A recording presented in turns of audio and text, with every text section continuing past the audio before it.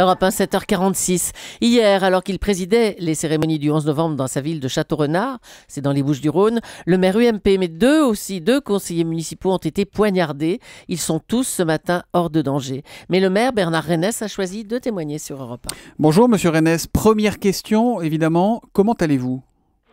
Je souffre puisque j'ai pris 3 coups de couteau qui sont rentrés entre 6 et 7 cm chacun. Soulagé parce que les médecins avaient peur que le rein soit perforé, mais heureusement la lame est partie en inclinaison, ce qui fait que ça m'a évité le rein. Vous vous souvenez de la façon dont s'est passée l'agression ?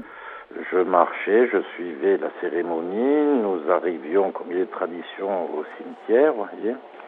Et puis j'ai senti des coups comme si on me tapait très très fort dans le dos. J'ai entendu des cris. La personne m'a hurlé, va te faire... voilà, vous avez compris la suite. Hein. Bon, je me suis retourné, j'ai vu des gens hurler parce que bien sûr le sang giclait. Voilà. Et puis je me suis inquiété parce que j'ai vu un de mes adjoints par terre et l'autre, l'adjointe, qui pleurait et qui criait. Voilà. Vous pensez que votre agresseur a fait ça pour vous tuer ? D'après le médecin, il n'y a pas de doute, oui. Pour vous, c'est lié au climat actuel, au climat politique actuel, ce qu'il s'est passé ? Oh, je n'irai pas jusqu'à cette conclusion-là, mais je ressens un climat qui est très lourd, un climat d'agressivité, une souffrance générale qui se traduit par un climat que j'ai jamais vu, parce que franchement, un défilé du 11 novembre qui est un symbole républicain fort, d'accord, où les élus sont revêtus de leurs écharpes blanc-rouge, prendre des coups de couteau dans le dos, on se pose des questions sur le respect qu'on doit avoir dans notre pays, des institutions, des gens qui s'engagent politiquement, quelles que soient leurs idées, mais qui le font avec beaucoup de conviction. Quand vous dites que c'est lié au climat, c'est le climat local, le climat des municipales ou le climat national autour de la politique ? C'est le climat, je pense, national, où je sens que les tensions s'exacerbent. Alors peut-être que dans ce contexte-là, quelques esprits fragiles, portés par ce climat délétère, passent aux actes. Au-delà de la douleur physique que l'on comprend évidemment, on vous sent très affecté moralement aussi, Monsieur Renesse. C'est la République, on ne respecte plus.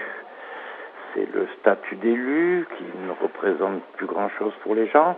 Déjà que nous avons le sentiment parfois que ce pays perd ses repères.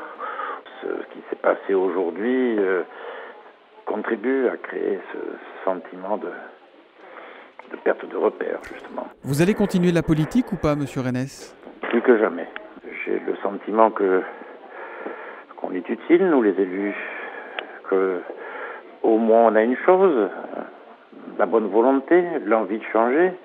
Quand beaucoup de gens critiquent la politique, je leur dis mais vous avez raison, mais vous qu'est-ce que vous faites ? Nous au moins on essaye. Donc oui, plus que jamais, bien évidemment.